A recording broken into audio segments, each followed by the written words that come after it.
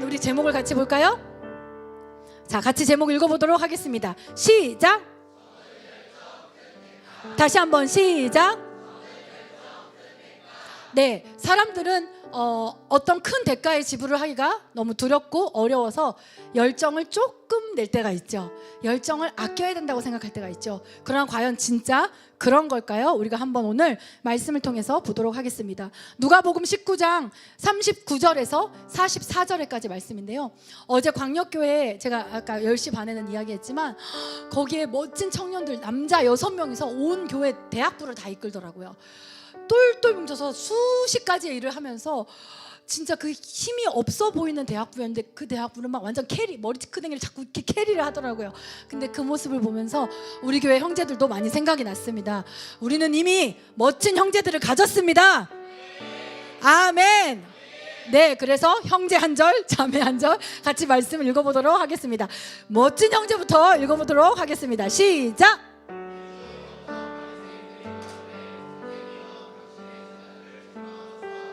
자매들,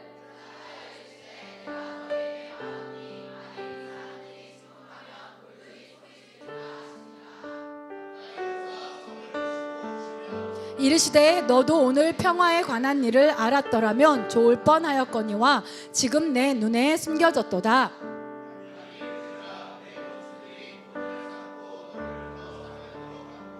또 너와 및 그 가운데 있는 내 자식들을 땅에 메어치며 돌 하나도 돌 위에 남기지 아니하리니 이는 내가 보살핌 받는 날을 알지 못함을 이남이니라 하시니라. 아멘.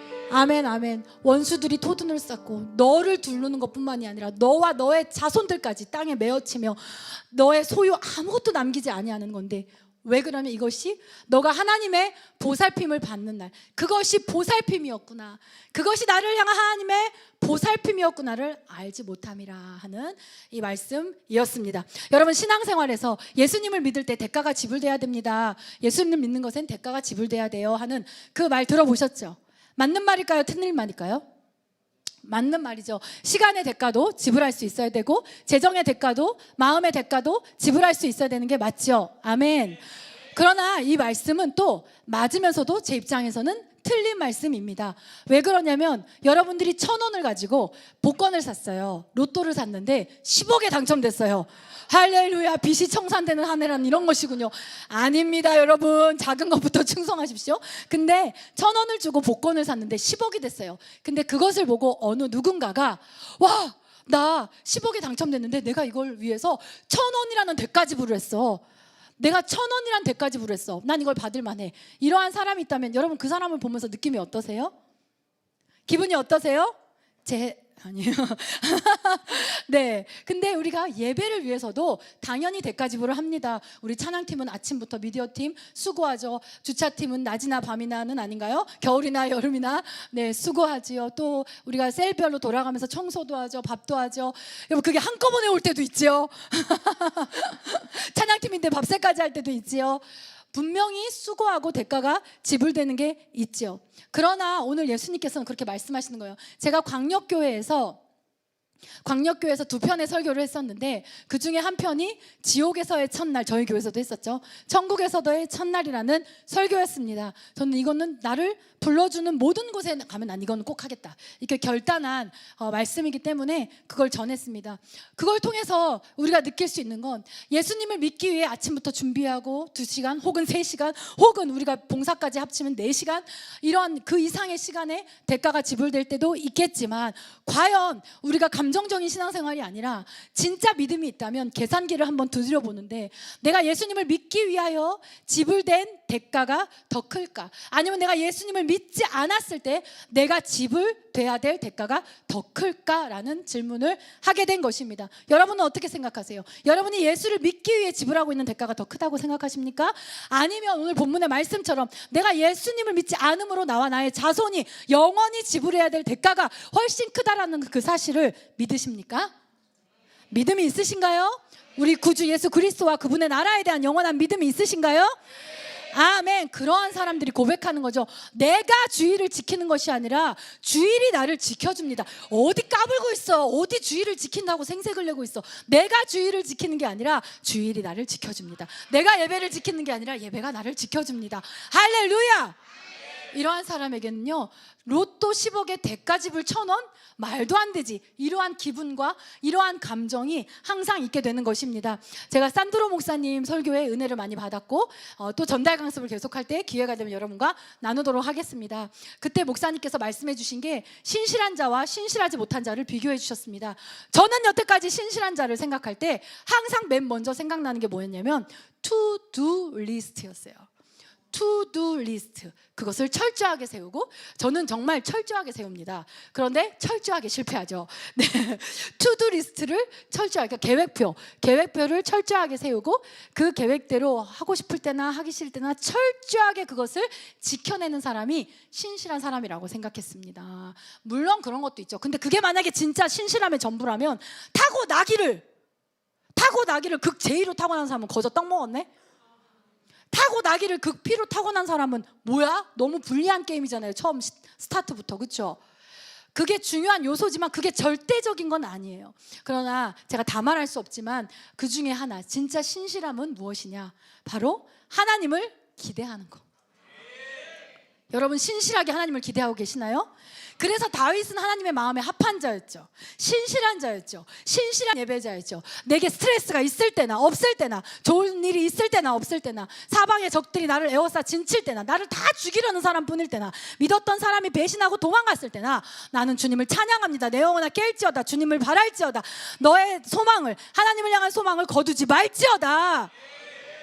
여러분 하나님을 기대함에 신실함이 있으신가요? 그러나 불신실한 사람은 하나님을 기대하지 않는다고 하였습니다. 그리고 오늘 우리가 같이 나눈 말씀의 제목처럼 열정은 그냥 오는 게 아니라 기대함이 열정을 가져다 준다고 하였습니다. 우리가 예배에 하나님을 기대하는 만큼 우리는 예배를 향한 마음이 뜨거울 것입니다. 아멘. 그 헌금에 대한 믿음, 그 기대만큼 우리는 헌금을 뜨거운 마음으로 할 수 있을 것입니다. 비전을 향해 뜨거운 마음을 가진 것은 그 비전을 향한, 그 하나님의 약속을 향한 꿈과 그것을 향한 기대가 있기 때문입니다. 그러나 일주일 내내 다른 것만 사랑하고, 일주일 내내 세상 것만 사랑하고, 아이고 깜빡했다, 교회 가야 되네, 이런 어떤 기대감을 챙길 겨를도 없이, 기대감을 챙겨올 겨를도 없이 그냥 성경책과 헌금과 교회 갈 가방만 챙겨가지고 왔을 때는 그것은 불신실한 예배가 될 수 있다는 것입니다. 오늘 우리가 이러한 예배를 통하여서 우리 가운데 무너졌던 신실함의 영역, 즉 하나님을 기대하는 영역, 그것이 나에게 열정 없다고 맨날 고민하는 청년들 많이 봤거든요. 그럼 물어봐야 되는 거예요. 너의 인생을 향한 기대가 있느냐? 너의 미래를 향한 기대가 있어? 네 삶 가운데 역사하실 하나님을 향한 기대가 있느냐? 네가 매일 심는 기도에 대한 기대가 있느냐? 저는 기도할 때마다 사람들에게 말해요. 기도의 능력을 믿으세요. 중언부언하지 말고 기도의 능력을 믿으세요. 그때 그 기도가 뜨거워지는 것입니다. 근데 하나님은 우리에게 가르쳐주세요. 적은 기대는 아이고 열정이 조금밖에 없네 에서 끝나면 다행인데, 거기서 끝나는 것이 아니라 반드시 대가가 따라온다는 것입니다. 왜 그럴까요? 하나님이 우리 가운데 주시는 기회들은요, 그냥 찬양할 기회라고 생각하시죠. 저 앞에서 찬양하는 거 보세요. 선포해 주님의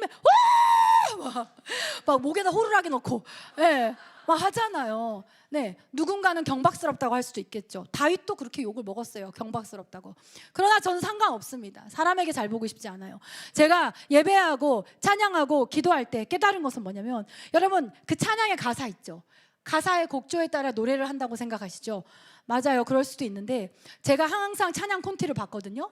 근데 찬양 인도자들도 찬양 그냥 고르지 않아요. 수많은 콘티들이 있어도 마음에 감동이 없으면 못해요. 저도 이 설교를 위해서 설교를 5편을 제가 했던 것들을 살펴보면서 쓰기도 했다 지우기도 했다 했습니다. 근데 아무리 제가 그렇게 해도요, 성령님을 통한 감동이 없으면 할 용기가 안 나요. 할 수가 없어요. 즉 찬양 콘티도 그냥 하는 게 아니라는 것입니다. 여러분의 삶에 필요한 고백이라는 거예요. 돌파에 필요한 고백이라는 거예요. 축복에 필요한 고백이라는 거야. 그러니까 말씀하시잖아요, 본문에서. 네가 그런 줄 알았더라면 그렇게 하지 않았을 텐데. 내가 그걸 다 예비해놨는데, 내가 그걸 다 예비해놨는데, 그게 그 돌파의 무기인데, 내가 그걸 준비해놨는데, 네가 그거인 줄 알았더라면. 그렇게 오늘 예수님이 말씀하시는 것입니다. 그렇게 하나님이 주시는 기회는 그냥 한번 찬양의 기회, 그냥 한번 교회 들를 기회, 그냥 한번 공동체에 기도할 기회가 아니라 그 속에 내 삶을 향한 축복의 기회이고, 변화의 기회이고, 내 마음을 새롭게 할 기회이고, 내 자손을 축복할 기회이고, 내가 찬양을 한다는 건 마귀의 진, 내 삶에 여러분 경험하시죠? 아무리 노력해도 내가 벗어나지지 않는 어떤 감정, 어떤 습관, 마귀의 진이 있는 거잖아요. 그건 성경이 말씀하고 있는 거잖아요. 그때 그것을 향해 찬양을 선포한 때 마귀가 떠나가고 그 견고한 진들이 무너진다고 하는데, 그래서 그 기회를 주고 있는 것인데, 내가 적은 열정으로 그것에 반응했을 때 그걸 내가 다 겪어야 되잖아요. 하나님은 초자연적으로 여러분의 삶에 개입하기를 원하시는데, 내가 그것에 하나님의 개입에 열정으로 반응하지 못했을 때 내가 입는 손실이 더 크다라는 것을 가르쳐 주시는 것입니다. 우리가 그것을 몇 명의 예를 통해 보도록 하겠습니다. 첫 번째, 누구와 누구예요? 엘리사와 요아스의 예를 통해 봅시다. 열왕기하 말씀 볼까요? 네, 같이 읽도록 하겠습니다. 시작.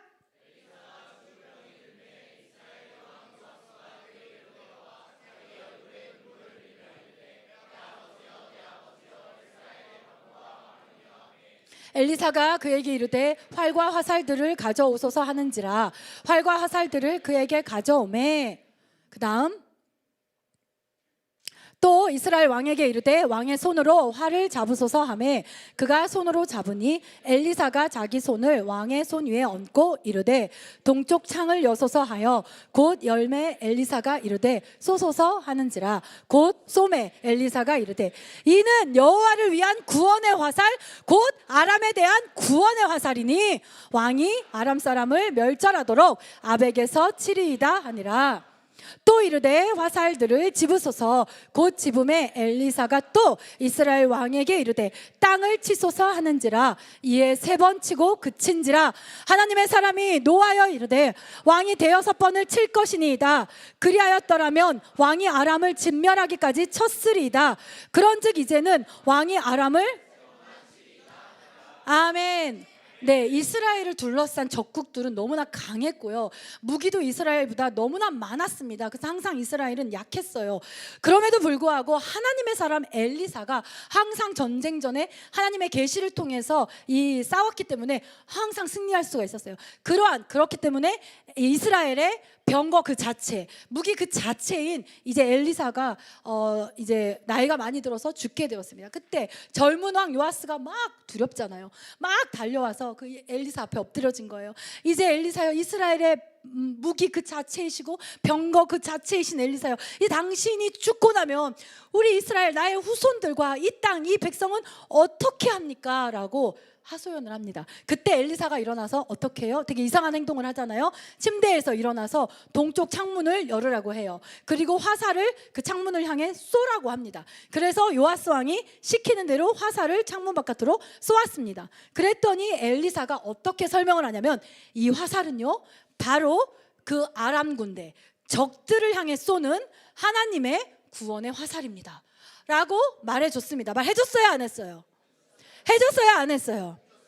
찬양은 마귀를 무너뜨리는 견고한 진이 되면 하나님의 보좌가 된다고 하나님이 말씀해 주셨어요, 안 해주셨어요? 항상 기뻐하고 쉬지 말고 기도하고 범사에 감사하면 우리가 항상 하나님의 뜻에 거하게 된다는 거 말씀해 주셨어요, 안 해주셨어요? 하나님을 가까이 하면 그분이 나를 가까이 하신다는 거 우리 지난주에 배웠습니까? 안 배웠습니까?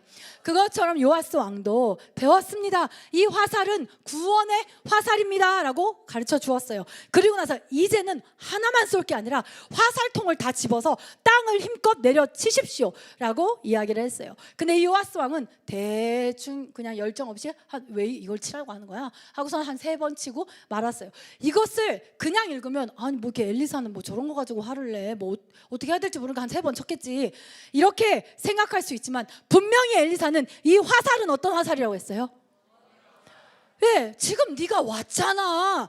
네가 아람 군대 어떻게 하냐며. 이제 우리나라와 이 후손들을 어떻게 하냐며. 그래서 알려줬잖아. 이 화살이 구원의 화살이라고. 그러니까 이걸 통째로 잡아서 이제 힘껏 내리치라고 얘기했잖아. 근데 왜 너는 그 말을 잊어버리냐? 왜 그 말을 그저 인간이 말한 것처럼 하나님이, 여러분 목사님이 설교하실 때, 누군가 리더가 전달 강습하고 설교할 때 한 사람의 말로 보십니까? 제가 말씀드렸잖아요. 한 사람의 말일 수는 있겠지만 하나님의 감동이 없으면 두려워서 할 수가 없어요.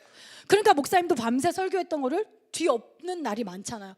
하나님의 감동이 있어야 되니까. 그런데 왜 내가 그 사람을 통해서 말한 건데 왜 너는 그냥 하나의 인간이 말한 것으로 취급하고 그냥 그렇게 스쳐 지나갔던 것이냐. 이것이 구원의 화살이라고 내가 말했는데 이 말을 네가 믿고 더 열정적으로 했더라면 좋았을 텐데. 아멘. 네가 바로 3번만 내려쳤기 때문에 아람 군대를 향하여 3번 승리가 있을 것이다. 그러나 그 이후에는 승리가 장담되어지지 않는 거죠. 히터 나오나요? 혹시? 아니죠. 장담되어지지 않는 것이죠. 그러니까 여러분 생각해 보세요. 요아스 왕이 지금 하나님의 말씀에 반응하기 위해서 힘껏 화살을 땅으로 내려친 이 대가가 더 큽니까? 아니면 하나님의 말씀이 나에게 올 때 흘려듣고 힘껏 열정으로 반응하지 않고 자신과 자신의 후손들이 전쟁을 하며 지불해야 될 대가가 더 크겠습니까? 하나님을 향한 적은 열정의 아쉬움으로 끝나는 게 아니라 큰 대가가 따라온다는 거예요. 왜냐하면 하나님이 주시는 기회는 항상 내 삶을 향한 변화와 돌파의 기회이기 때문에 그렇습니다. 내게 구원의 화살과 같은 말씀을 주실 때 그냥 옆에 사람이 내게 얘기하듯이, 아는 형이 나에게 얘기하듯이 그렇게 반응하면 안 됩니다. 땅을 그냥 대충 3번 치는 그러한 태도로 나아가지 않기를 원합니다. 큰 열정으로 반응하는 우리가 되어지기를 원합니다. 계산기를 두드려 보자고요. 하나님을 향한 큰 열정이 진짜 더 많은 대가를 지불하게 하는가, 아니면 하나님을 향한 적은 열정이 나와 나의 자손과 후손을 향해서 더 많은 대가를 지불하게 하는가. 여러분은 어떤 계산이 나오십니까? 만약에 여러분이 큰 열정이 더 손해다, 그러면 이것부터 체크해 보시겠어요? 당신은 하나님이 살아계신 하나님이시라는 걸 믿으십니까? 그것부터 한번 체크해 보십시오. 여러분, 엘리사는요 이렇게 말하는 거예요. 요아스 왕한테, 당신은 지금 하나님이 주신 기회를 놓쳤어요. 하나님은요 그냥 치라고 하는 거 아니에요. 그냥 큰 소리로 찬양하라고 하는 거 아니에요.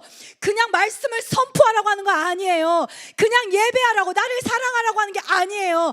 그 명령 가운데 다 당신을 향한 기회가 있는 거예요. 하나님이 주시는 기회는 항상 부흥, 번영, 축복, 치유, 회복을 담고 있습니다.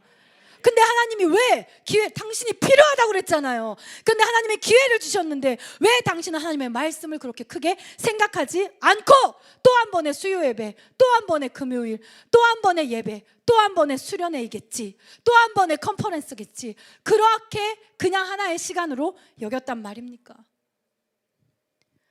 그렇게 얘기하는 것이죠. 이런 일들은 우리가 찬양을 드릴 때, 예배를 드릴 때 우리 가운데도 일어날 수 있는 일입니다. 그럼 엘리사가 지금 나타난다면 우리에게도 똑같이 말할 수 있는 거예요. 이 예배가 구원의 화살이라고 하지 않았습니까? 아멘. 이 찬양이 당신의 삶을 향한 하나님의 개입의 화살이라고 하지 않았습니까? 이 찬양이 마귀의 견고한 진을 부시는 그러한 무기인 줄 알았더라면 당신은 더 신나지 않을까요? 당신은 더 마음이 뜨겁지 않을까요? 이 찬양의 가사들이 다 우연이 아니고 내 삶을 향한 무기가 숨겨져 있어요.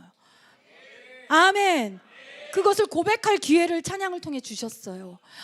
그것을 당신이 알았더라면 당신 더 신나지 않았을까요? 더 행복하지 않았을까요? 더 뜨겁지 않았을까요? 더 즐겁지 않았을까요? 그렇게 이야기하는 것입니다. 하나님께서는 우리에게 말씀을 주시고 그 말씀은 항상 우리에게 기회가 되는데 우리는 그것을 늘 있는 것으로, 늘 찾아오는 것으로 생각하거나 반응해서는 안 될 줄 믿습니다. 그렇게 한다면 우리는요, 이 가운데에서 우리의 열정은 우리의 그릇인 거예요. 하늘에서 아무리 소나기가 내려도 우리가 간장 종지를 가지고 가면요, 딱 간장 종지밖에 못 받고 와요. 근데 그런 사람들이 꼭 뭐라고 하는지 아세요? 예배 별거 없다 그래요. 뭐 별로 다가오는 거 없다 그래요. 자기 그릇이 간장 종지인 건 모르고. 그러나 하나님을 향한 큰 기대는요, 여러분 진짜 엄청난 큰 그릇이에요. 다라? 일본 말인가? 대야? 너무 다르죠. 같은 예배를 드리더라도 어떤 사람은 자기 삶을 향한 엄청난 비밀 병기들을 어마어마하게 많이 가지고 나가는데 어떤 사람은요 가장 적은 것을 가지고 나가는 사람들도 있어요. 근데 제가 오랜 시간을 통해서 그 가장 적은 기쁨이 뭘까를 발견했어요. 그 사람들이, 적은 기대를 가지고 오는 사람들이 가져갈 수 있는 최소한의 은혜는 뭐냐면요, 안도감이에요. 평생 안도감만 느끼실래요? 아, 그래도 나 예배 지켰어. 아, 그래도 죄 안 졌어. 아, 나 그래도 주일날 진짜 안 오고 싶었고 진짜 시험 많았는데 그래도 나 시험 이기고 아, 예배 지켰어. 안도감. 근데 큰 기대를 가지고 진짜 많은 것을 가지고 가는 사람들은요, 그저 안심하는 마음이 아니라 승리감, 성취감. 난 예배를 통해 은혜를 받았어. 내 삶의 일주일 동안 비밀 병기가 될 말씀을 받았어. 그리고 헌금 콜링을 통해 믿음을 얻었어. 나도 나의 재정 가운데 하나님이 개입하시게 할 거야. 하나님은 내가 죄 가운데 있어도 세상에 나를 위한 축복을 예비하고 계시잖아. 나는 하나도 놓칠 수가 없어. 할렐루야. 성취감, 만족감.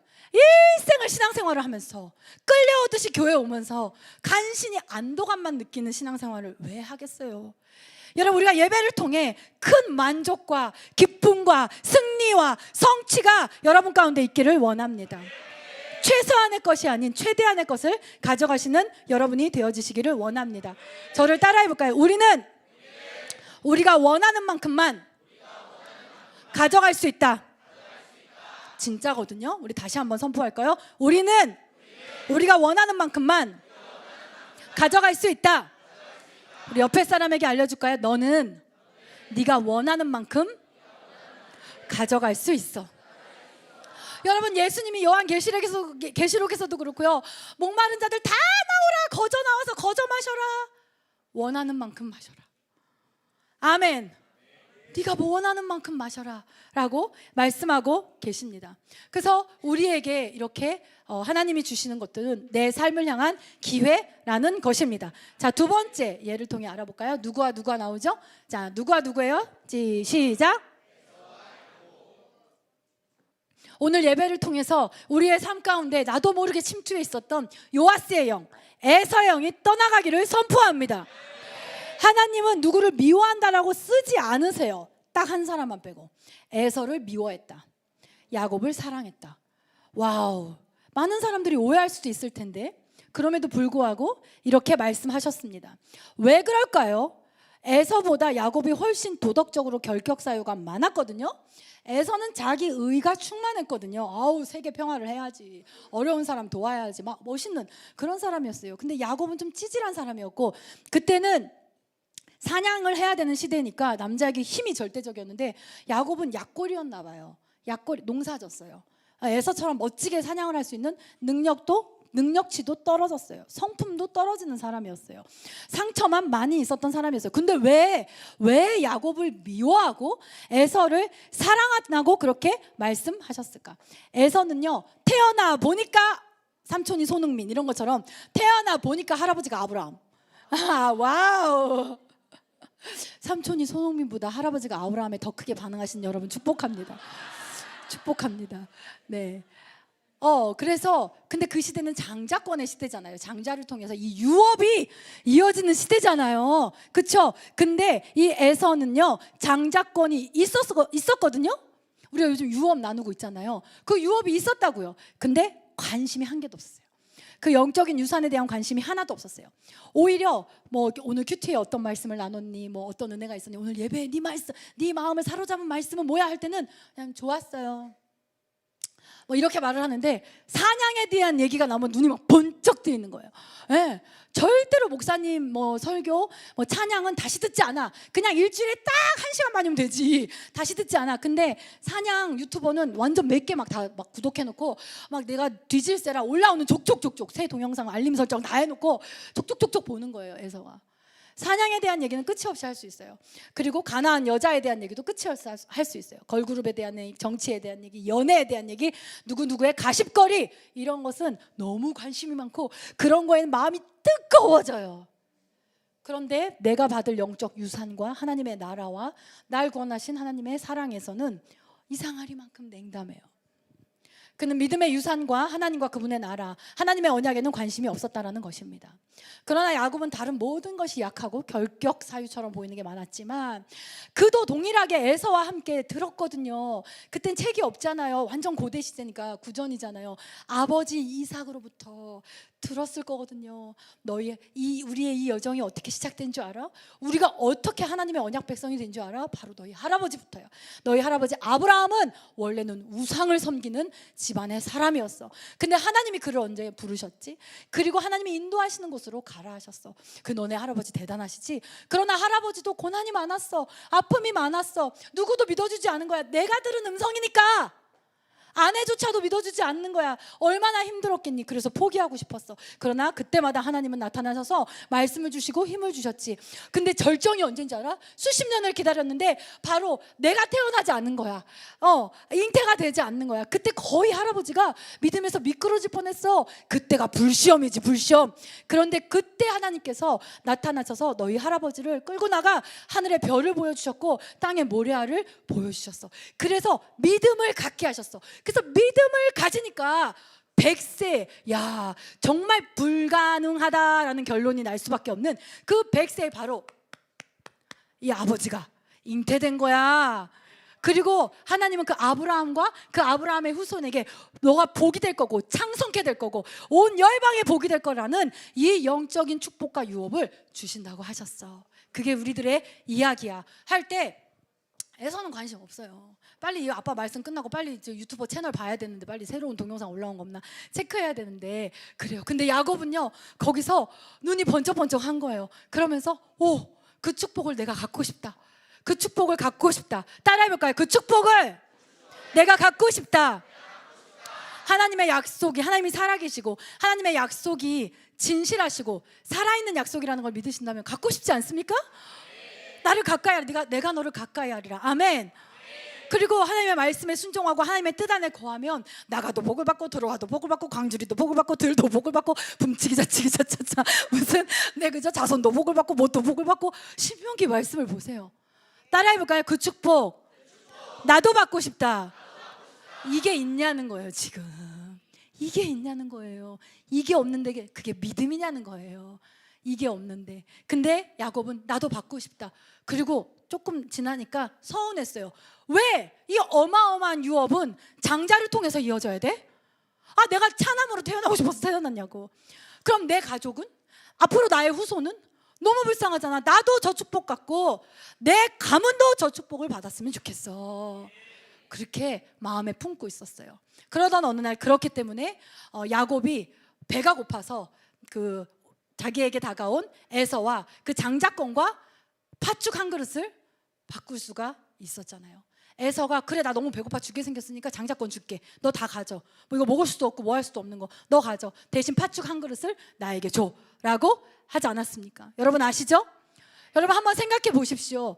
팥죽 한 그릇과 하나님이 나의 자손들까지 보살펴 주시겠다고 약속하신 그 하나님의 은혜가 비교 대상이 되나요? 비교 대상이 됩니까? 이거 말도 안 되잖아요. 뭐 이렇게 바꿀 수 있는 거랑 바꿔야죠. 그런데 왜 이런 일이 일어나나요? 관심이 없어서요. 그를 향한 하나님의 계획과 마음에 관심이 없기 때문에 그렇게 바꿔보는 거죠. 항상 하나님은요 어디로 움직이시냐면, 성령님은 머무는 영이 아니라 이동하는 영이라고 하잖아요. 움직이시는 영. 근데 어디로 움직일까요? 지금 역사, 세계 역사로 보면 유럽에서 시작했던 그 하나님의 움직임이 아시아, 대한민국, 아시아, 지금은 아프리카. 근데 왜 이런 이동이 있을까요? 왜? 바로 하나님은 뜨거운 곳을 향해 움직이세요. 온기가 있는 곳을 향해 움직이십니다. 차가운 곳에 있지 않으세요. 아멘. 그래서 그 뜨거운, 여러분이 하나님을 향해 열정을 갖는 것은 바로 하나님이 여러분에게 오게 하는 행동이라고 볼 수도 있다라는 것입니다. 아멘. 그래서 에서는요 결국 축복을 잃어버렸어요. 그런데 이 축복은 자기만이 아니에요. 자기의 가족과 자기의 그 자손. 여러분, 우리가 어떤 이제 지체들이 저 이제 교회 그만 나올게요 이러면 가슴 아파요, 안 아파요?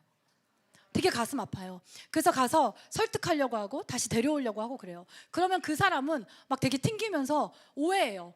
진짜 왜 이렇게 귀찮게 하는 거야? 왜 교회 한 자리라도 더 채우려고 그러나? 막 이렇게 생각하는 사람이 있을 수 있어요. 그러나 그건 진짜 모르는 거예요. 너무 안타깝잖아요. 여러분 안타깝잖아요. 지금 이 사람이 왜 교회를 안 나온다는 결정을 하게 됐을까? 이 사람이 더 성령 충만해서 이러한 결정을 했을까요? 아니면 쾌락과 세상 사랑에 더 익숙해지다 보니 교회가 귀찮아져서 이런 결정을 했을까요? 두 번째의 가능성이 많겠죠. 그러면 이 사람이 교회를 안 나온 건 그렇다 쳐. 그러면 이 사람으로 인해서 이 사람께 예비되었던, 우리 현준이 말대로 예비되었던 이 사람의 가족을 향한 하나님의 계획과 사랑, 그리고 지금 결혼 안 했을 수 있어, 눈에 안 보일 수 있어, 그러나 이 사람의 후손을 향한 하나님의 약속과 계획마저도, 아멘. 그러니까 뭐가 안타깝냐면, 너는 왜 네 미래를 담보 잡아서 오늘 쾌락에 갖다 바치냐? 그래, 쾌락 좋아할 수도 있지. 뭐 볼 수도 있고 할 수도 있고 할 수도 있어.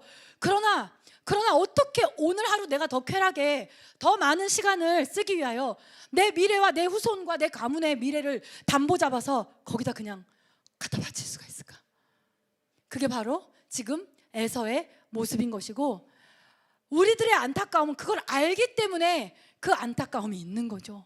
왜 이 유업을 여기서 끝장내려고 하지? 하나님의 축복은 어마어마한데. 아멘.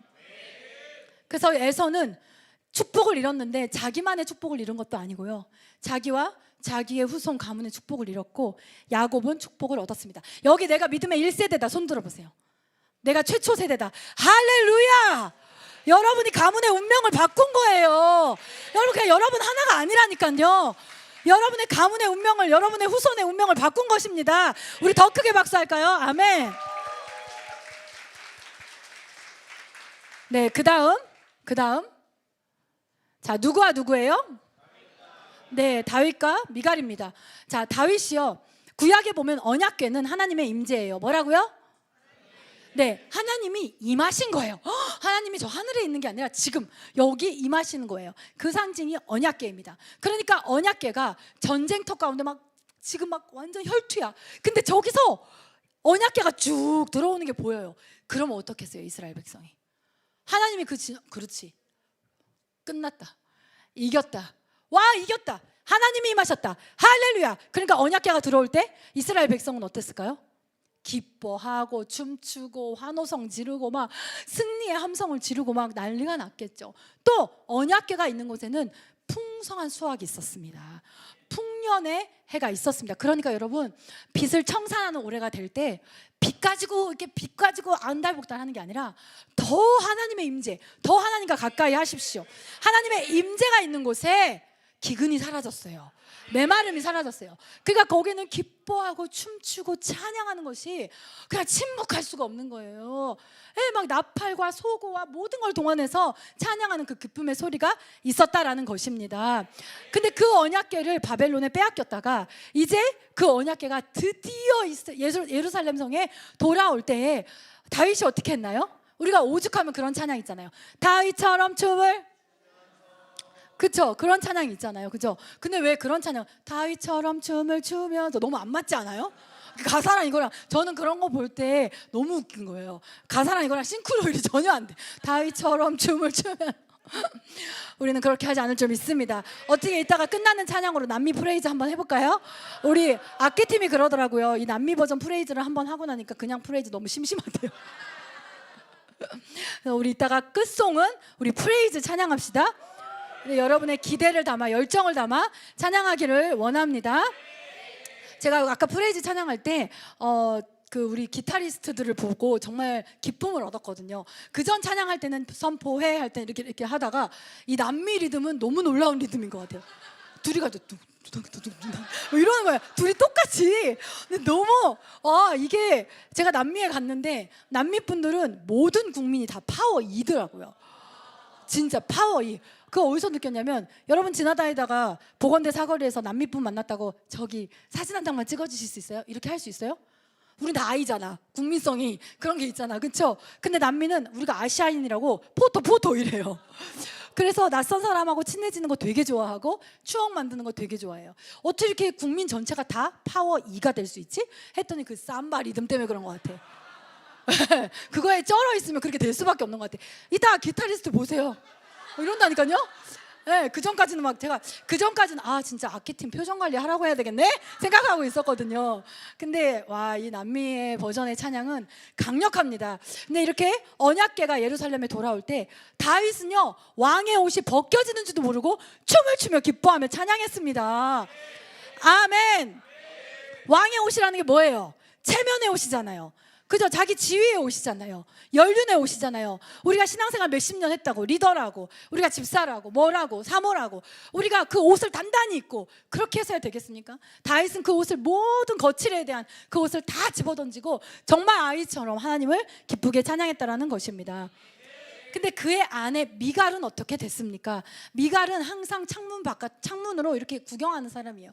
그러니까 하나님에 향한 열정이 없는 사람들은 항상 구경꾼의 자리에 있으려고 하는 경우가 너무나 많이 있고요. 항상 쉽게 동요되지 않는 게 자기의 운명인 것처럼 임해요. 난 쉽게 흥분하지 않을 거야. 나한테 비전을 주입하기는 어려울걸? 나를 설득하기는 쉽지 않을걸? 하는 게 자기의 운명인 줄 아는 그러한 사람이에요. 그러다 보면 항상 감찰관이 되고 자기도 모르게 지적쟁이가 되게 됩니다. 그 미갈은 그렇게 힘껏 땀을 흘리며 찬양하는 다윗을 보면서 다윗을 관찰하고 비웃고 조롱했습니다. 당신 바보 같아요. 당신 왕이잖아. 왕의 채통은 다 어디 간 거야? 제발 왕의 채통을 좀 지키세요. 그렇게 말하게 된 거죠. 여러분, 한 개인이든 한 셀이든 한 교회든 복음, 정말 뜨거운 열정과 정말 나를 만나주신 예수님의 뜨거운 사랑과 용서를 경험한 그 복음에서 루틴으로만 계속되어지는 종교로 변질되어질 때 나타나는 가장 큰 특징은 찬양의 열기가 식는다는 거예요. 제 정신웅 리더가 어제 토크쇼 했거든요. 정신웅 리더가 엔카운터 할 때 너무나 뜨겁게 주님을 만나서 어떻게 했죠? 창문에다가 이게 붙어서, 저는 그 장면을 직접 목격한 사람이거든요. 쟤 뭐해? 제가 이랬거든요. 그리고 심지어 커튼 안에 고개를 넣어가지고 제 눈에는 허리 아래로만 보였단 말이에요. 쟤 지금 뭐 하는 거야? 그랬더니 옆에 있는 애가 그러더라고요. 지나가는 예수님 모르는 사람들이 너무 불쌍하대요. 이러는 거예요. 그게 뜨거움이잖아요. 그죠? 저 사람들 너무 불쌍하다. 이렇게 좋은 하나님인데 왜 오해하고 있지? 너무 안 됐다. 너무 불쌍하다. 여러분, 그때는요, 우리가 아는 지식이 나는 되게 죄인이게, 그리고 상처가 많은데 예수님이 날 사랑해 주셔서 나 대신 십자가에서 그 모든 상처를 담당하시고 날 치유하시고 회복하셨다. 그리고 나 하나님의 자녀이다. 아멘. 그리고 하나님 날 절대로 버리지 않으신다. 난 이제 두려움의 노예가 아니다. 이거 딱 두 줄이잖아요. 지식이 이거 딱 두 줄이에요. 그런데도 불구하고 얼마나 우리가 뛰면서 찬양했는지. 용운동 시대를 지난 분도 아시겠지만 건물이 어땠죠, 우리? 저 진짜로 이제 와서 얘기지만 뭐 몇 번 얘기한 적도 있지만 전 정말 매주 기도했어요. 뒤에서. 여러분, 그때 그리고 다 앞에 와서 찬양했잖아. 여긴 그나마 1층이지. 거긴 3층이었는데 그 막 이따만한 애들이 다 앞에 와가지고, 여러분 뛸 때 이 하중이 얼마나 세요. 근데 이거를 다 앞에 와가지고 엄청 뛰면서 찬양했잖아요. 진심 건물이 이렇게 흔들리는데 제가 뒤에서 이렇게 진짜 이렇게 한다고 돼? 근데 제 이런 장면 본 청년들도 있을 거예요. 그죠? 나 이러고 있는 거. 이러면서 제가 하나님이 협박했거든요. 하나님, 여기서 건물이 무너져서 다 죽어보세요. 이게 지금 하나님 망신, 교회 망신, 나라 망신 다 망신이지. 무조건 살려주셔야 돼요. 제가 이랬거든요. 심지어 현우가 그랬나? 누가 학교 때문에 조금 늦게 왔는데 막 올라오더니 사모님 밖에서 보는데 건물이 흔들려요. 이러는 거예요. 안 돼요, 주님. 그래서 제가 나중에 너무 불안해가지고 앞에서만 나와서 찬양하지 말고 제발 퍼져서 뛰어. 퍼져서 골고루 퍼져서 뛰어. 이렇게 말할 정도로. 그때는 지식이 딱 두 줄. 예수님 나의 구주. 와, 영원하신 창조주 하나님 나의 아빠. 날 버리지 않아? 그럼 두려울 거 없어. 죄 졌으면 용서해달라고 하면 되고, 어려우면 도와달라고 하면 되고, 그 기쁨이 내가 이렇게 사랑받는 존재구나. 그 딱 두 줄의 지식만으로 그렇게 뛸 수 있었다면 지금 우리는 더 알고 있지 않습니까? 더 많이 배우지 않았습니까? 진정한 성경 공부가 무엇입니까? 진짜 제자 훈련이 무엇입니까? 왜 히브리어, 헬라어, 구약, 역사, 신약 다 했는데 왜 다 아는데 더 식어지는 거예요? 우리가 진짜 하나님을 진정으로 안다면, 진정으로 하나님을 알아가는 사람은 진정으로 더 뜨거워질 수밖에 없는 것입니다. 할렐루야, 아멘. 그래서 내가 적은 열정에는 큰 대가가 지불된다고 했죠. 미갈은 그 태도를 보고 하나님이 형벌을 내리셨는데 그 형벌은 바로 아이를 갖지 못했습니다. 평생. 당연하죠. 왜냐하면 육적으로도 영적으로도 생명은 따뜻한 곳에서 잉태되고 부화되고 태어나고 하거든요. 그러니까 많은 한의사분들이 여성분들을 향해서 몸을 따뜻하게 하세요.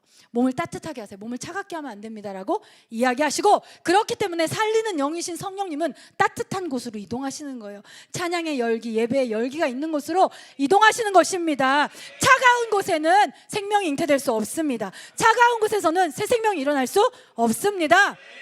할렐루야. 그래서 다윗이 얘기해 주잖아요. 시편에서 얘기해 주잖아요. 걱정이 있을 때 주를 찬양할지어다. 사람들이 널 배신했을 때 주님을 찬양할지어다. 미래가 너무 두려워서 잠이 안 와. 자지 마. 억지로 자려고 하지 말고 일어나. 그리고 주님의 높고 위대하심을 내 영혼이 찬양하네. 찬양하라는 거예요. 아멘. 그 다음 마지막입니다. 시작. 제가 진짜 놀라운 경험을 지금 하고 있는데요. 제가 지금 설교를요 아침에 25분 했거든요. 그래서 진짜 평소에 하던 거에 장수가 절반이에요. 그래서 오늘 찬양을 많이 해야지. 근데 이상하다. 제가 여기 안 적혀 있는 말을 많이 했나요? 아, 여러분 모르겠구나. 이거 좀 이상한 것 같아요. 여기 시간이랑 여기 시간 따로 가는 것 같아요. 그래서 아무튼 언약궤가 예루살렘 성전으로 들어올 때 다윗은 기뻐하면서 막 춤을 췄어요.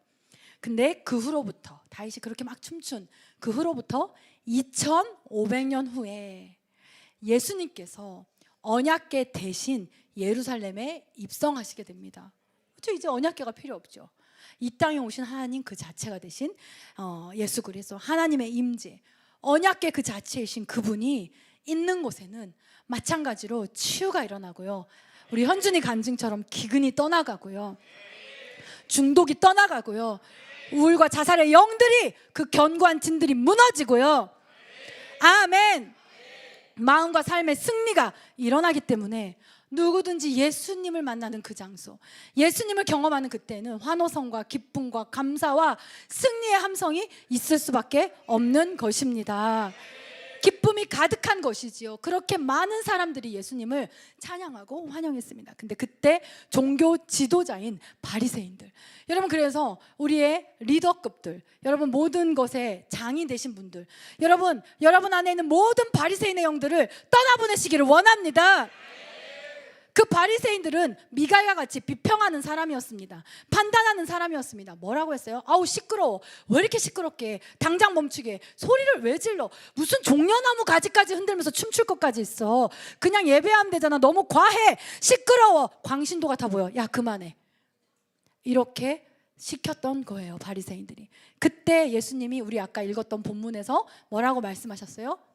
만약에 이 사람들로 하여금 찬양하지 못하게 한다면, 이 사람들이 나를 찬양하지 않는다면 돌들이 일어나 소리를 지를 것이다. 하나님이 진짜 원하시는 예배가 무슨 예배입니까? 여러분, 돌들이 여러분을 대신해서 찬양하게 하지 마십시오. 여러분이 찬양하십시오.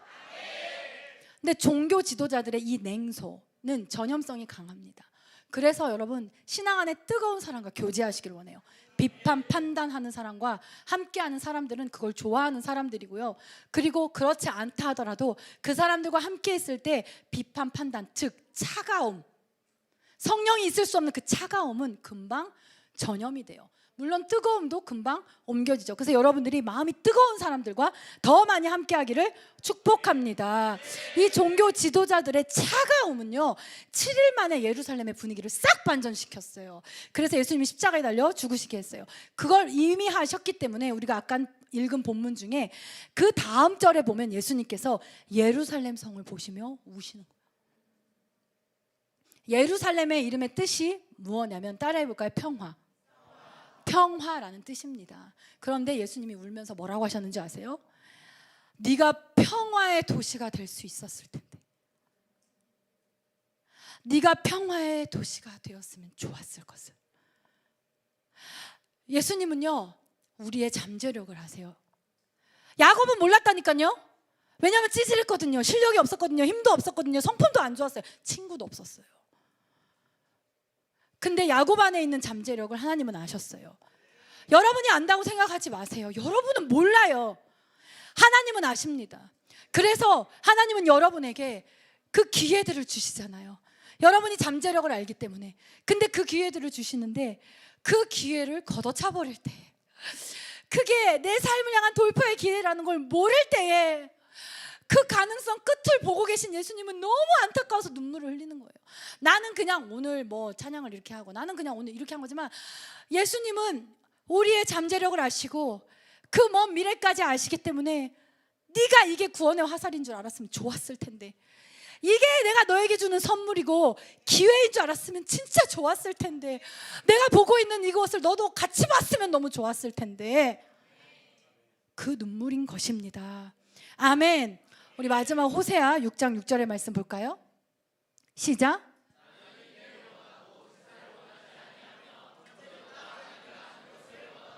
아멘. 여러분, 니고레 목사님 말씀해 주셨습니다. 인생의 목적은 5가지가 있는데 그 중에 첫 번째, 제가 계속 말하고 있죠. 우리는 하나님의 사랑의 대상이라고요. 유라야, 내가 시간을 너무 많이 써가지고 첫 번째 곡 탈락. 두 번째 것만 할게. 느린 거. 그래서 이 호사에서 말씀을 주시면서 하나님은 우리에게 완벽한 투두리스트를 원하시는 게 아니다. 그걸 원하시는 게 아니다. 그건 우리가 원하는 거겠죠. 나 그런 사람 되고 싶어. 근데 하나님은 인애를 원하고, 그걸 세번역으로 보면 진실한 사랑이라고 나와요. 나는 진실한 너희들의 사랑을 원하고, 그리고 번제보다는 하나님을 아는 것을 원한다. 그래서 리고렌 목사님이 이렇게 말씀하셨어요. 여러분이 투두리스트를 다 퍼펙트하게 작성했다 할지라도 오늘 하루 하나님을 더 사랑하기를 원합니다. 내가 하나님을 더 알기를 원합니다 라는 고백이 없고, 더 알아가지 못하고 하나님의 사랑을 더 알지 못했다면 실패한 하루입니다. 왜? 목적에서 빗나갔기 때문이죠. 그러나 야곱처럼 이런 것 저런 것은 허물이 많고, 이런 거 저런 것은 왜 이렇게 내 기질을 벗어나기가 어려워, 나도 제2 스타일의 사람이고 싶은데, 마음에 들지 않을 수 있겠지만, 만일 여러분이 일어나서 아침에 하나님, 오늘 하나님을 더 사랑하게 해주세요, 오늘 하루 하나님을 더 알게 해주세요, 그리고 잠들 때 오늘 하나님의 사랑을 알려주셔서 감사합니다 라고 한다면, 당신은 목적을 다 이룬 하루를 보낸 것이고 최고의 하루를 보낸 것이라고 말씀하여 주셨습니다. 아멘. 아멘. 여러분, 예루살렘은요, 에서처럼 평화의 도시라는 운명도 있었습니다. 부르심도 있었습니다. 예수님이 그곳에 계셨거든요. 즉 공급도 있었습니다.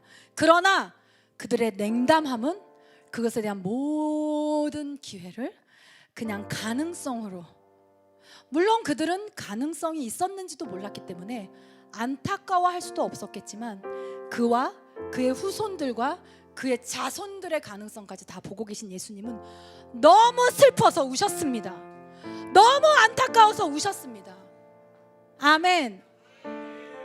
이게 다 맞는 건지 몰라도요, 정말 유대인들의 운명을 보면 너무 험악했잖아요. 모든 시간들이 정말 힘든 시간들이 많았잖아요. 예수님이 무엇까지 다 보셨는지 몰라도 예수님은 우셨어요. 너무 슬퍼하셨어요. 여러분, 우리가 뭘 잘하면 예수님이 웃고 뭘 못하면 예수님이 우시는 게 아니라요, 언제나 예수님은 우리의 차가운 마음을 볼 때 우십니다. 우리의 냉담한 마음을 볼 때 눈물을 지으십니다. 네가 축복의 사람이 될 뻔했는데, 네가 너의 가문이 이 유업을 잇는 100배의 축복의 가문이 될 뻔했는데, 너의 교회가 이 가양동을 넘어 이 동구와 대정 땅에 하나님의 영광을 드러내고 수많은 청소년들과 청년들과 가정을 주님께로 인도하는 축복의 근원지와 같은 그러한 교회가 될 뻔했는데, 저는 저와 여러분의 인생이 가능성으로 끝나지 않기를 원해요. 뻔했는 대로 끝나지 않기를 원합니다. 비록 지금은 적은 능력이라 할지라도, 제가 오전에 광역교회 얘기했죠. 첫 끝발이 개끝발. 제 이 말 제일 싫어한다고 했죠. 처음은 내가 화려하지 못했을지라도 신실하게 하나님의 약속을, 그리고 다윗처럼 끝까지 하나님을 기대하는 거예요. 40이 되고 50이 되고 60이 돼도 끝까지 내 삶 끝난 게 아니기 때문에, 그럴 때에 여러분, 가능성으로 끝나는 것, 아쉬움으로 끝나는 것이 아니라, 예수님이 과연 나의 생을 통해서 뭘 보고 계셨던 거지? 그래서 그렇게 네 열정을 꺼트리지 말라고, 끝까지 날 기대하라고 하셨던 거지 하는 것을 같이 보게 될 것입니다. 예수님과 함께 보게 될 것입니다. 할렐루야, 할렐루야. 우리가 다 자리에서 일어나서 주님께 기도하며 나아가기를 원합니다.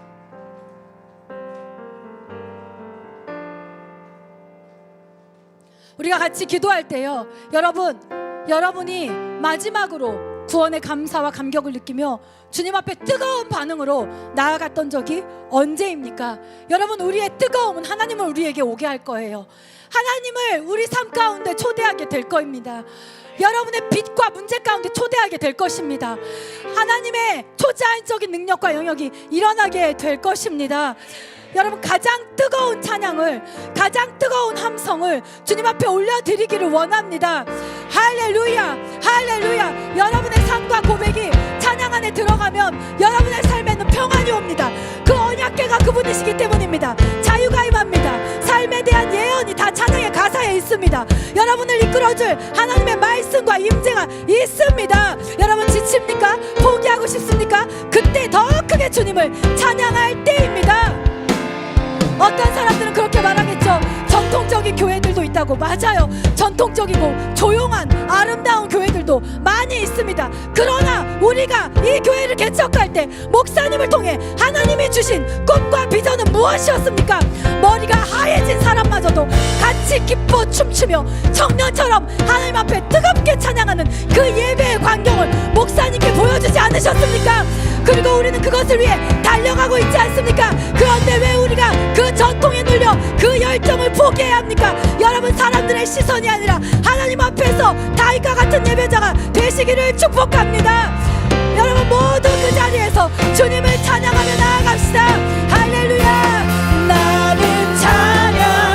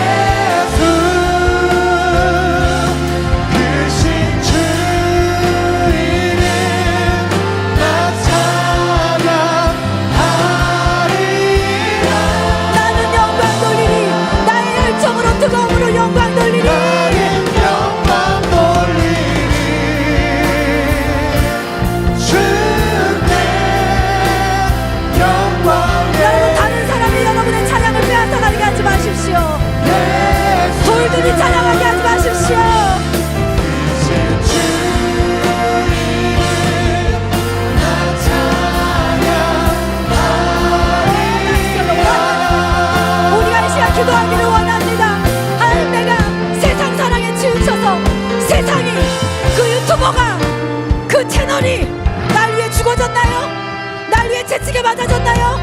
나를 위해 무엇을 희생했나요? 언제나 나의 시간을, 젊음을, 재정을 빼앗고 도둑질하고 결국에 멸망시키려 하는 그 잘못된 대상을 사랑했던 나를 용서해 주십시오. 내 마음의 뜨거움과 열정을 다 내 것을 빼앗는 대상에게 쏟았던 것, 그래서 진짜 나를 위해 죽어주시고 진짜 나를 위해 희생해 주신 주님께 드릴 마음과 열정의 온기가 없었던 것, 주여 회개합니다. 여러분, 어떻게 세상 것을 안 보겠어요? 어떻게 유튜브를 안 하겠어요? 어떻게 안 하겠어요? 그러나 진짜 말하고 싶은 건 여러분의 사랑의 대상이 누구냐는 것입니까? 여러분이 진짜 뜨거움을 바치고 있는 대상이 누구냐는 것입니다. 우리가 이 시간 주여 한번 부르짖고, 하나님은 지금 이곳에 계세요. 이 회개의 기회는 우리를 향한 구원의 화살입니다. 여러분이 모르는 사단의 견고한 진을 무너뜨리며 여러분의 삶의 변화와 새로운 일을 가져다 줍니다. 그러므로 진실해집시다. 진실하게 주님 앞에 그 열정의 회복을 위해 나아갑시다. 내가 잘 잘못된 대상을 사랑하고 있었다면 회개하시고 내 참 사랑의 대상이 되신 주님을 더욱 사랑하여 내가 창조되었고 내가 존재하는 그 목적을 이루는 인생이 되게 하여 주옵소서. 기도하겠습니다. 주여 주여 주여 주여 주여 주여.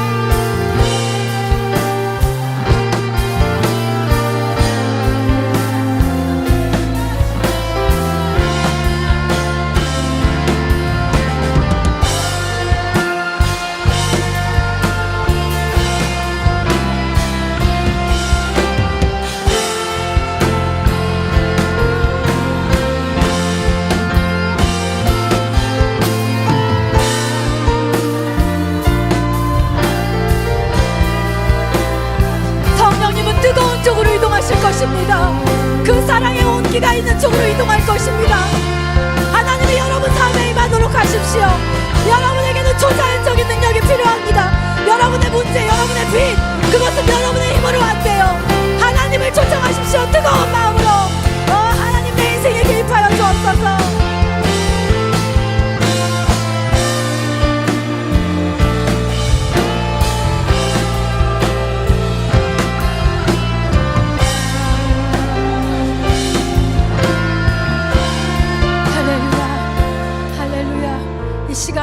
옆에 친구나 가족이 있다면 또 같은 셀 지체가 있다면 그 옆 사람의 어깨에 살며시 손을 올리고 우리가 같이 축복하고 기도했으면 좋겠는데, 큰 소리 아니어도 좋아요. 진심의 마음, 그 영혼을 축복하고 싶은 정말 여러분 마음 안에 있는 뜨거움으로 나아가기를 원해요.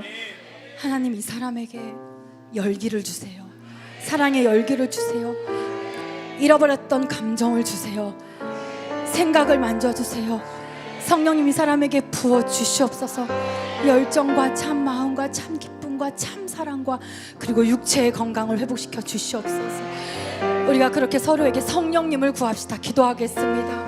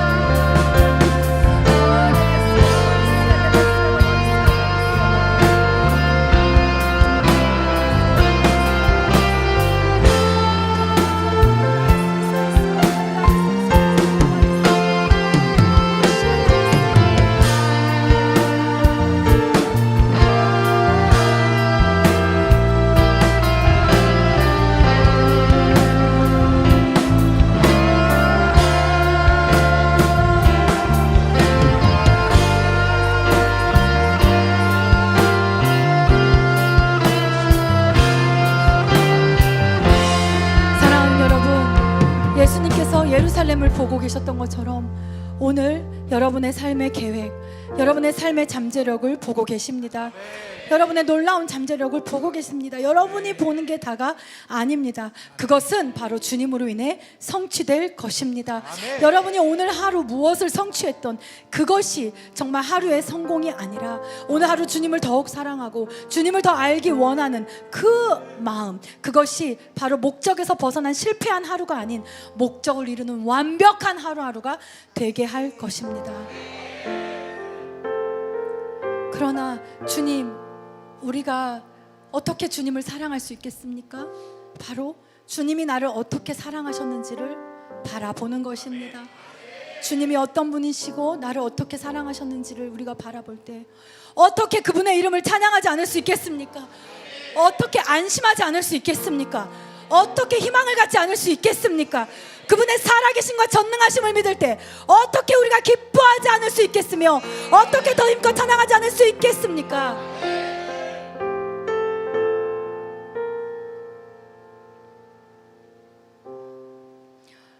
우리 주님께 늘 죄송한 마음을 안고 사는 분들 혹시 계시나요? 예배를 기쁘게 달려오고 싶은데 한 주간 동안 너무 타락했어. 왜 나는 이렇게 늘 죄송함만 해결하고 가? 승리가 아니라. 여러분, 이런 분들 계시나요? 여러분, 예수 그리스도께 우리의 진정한 마음을 드리기에 결코 늦은 때는 없습니다. 지금 이 순간 내가 그저 안도하고 죄책감 덜어내고 내가 죄책감을 덜기 위해 하는 예배가 아니라 내 삶의 승리, 내 삶의 하나님의 언약의 성취와 내 삶과 나의 가문의 축복, 이것이 예배 가운데 숨어 있음을 알고 이것을 얻는 그러한 고백. 그래서 예수님을 마음에 드리기를 원하시는 그러한 고백을 여러분 하기를 원하십니까? 혹시 이 가운데 그러한 마음을 내가 오늘 예수 그리스도께 다시 내 마음을 드리기를 원합니다, 그렇게 고백하시는 분들은 우리가 이 시간 주님 앞에 손을 듭시다. 주님 앞에 손을 들어 표시합시다. 제가 여기에 있습니다. 저입니다. 저예요. 저입니다. 저를 봐주세요. 그리고 저를 구원해 주세요. 그리고 다시 예수님을 제 마음에 모시며 제 마음과 저의 삶을 예수님께 드리기를 원합니다. 주님, 저는 세상에 제 흥분과 제 온기와 제 열정을 다 주었습니다. 세상의 정욕들, 세상의 것들. 그러나 오늘 제 마음을 예수 그리스도께 드립니다. 이런 마음이 있는 그 사람들은 주님을 향해 손을 드십시오. 하나님을 향해 나의 손을 들 때 비로소 먼저 내밀고 계셨던 그분의 손과 맞닿을 수 있을 것입니다. 그때 기적이 시작될 것입니다. 여러분, 하나님께 도망가지 마십시오. 하나님께로부터 멀리 도망가지 마십시오. 하나님이 여러분을 붙잡으시면 하나님은 그저 여러분을 사랑할 뿐입니다. 여러분을 품에 안고 용서하시며 사용하시고 축복하시고 은혜를 베푸실 것입니다. 할렐루야, 할렐루야.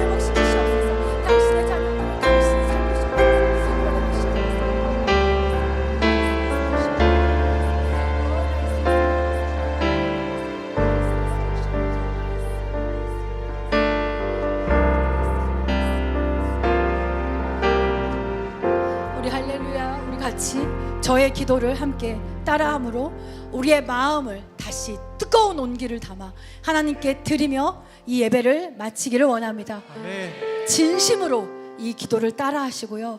그리고 예배를 마친 후에 우리가 가장 기쁜 이곳에 언약궤, 그게 들어왔을 때 어땠을까?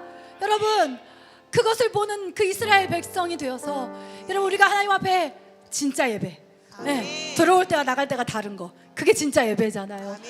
그 승리로 하나님께 찬양하기를 원합니다. 그 전에 우리가 먼저 진심으로 우리의 마음을 드리기를 원합니다. 저의 기도를 함께 합시다. 온 교회 함께 합시다.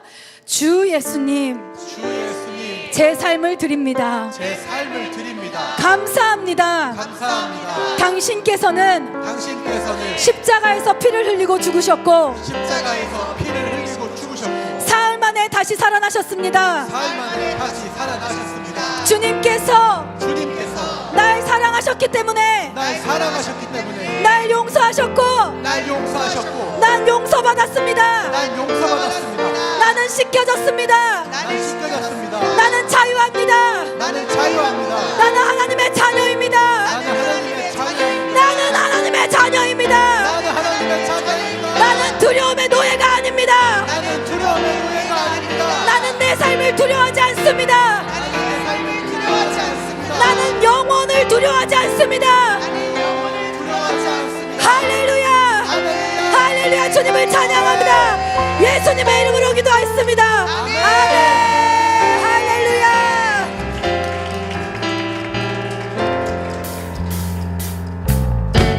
흙빈님 모두 잡아라 여호와를 찬양.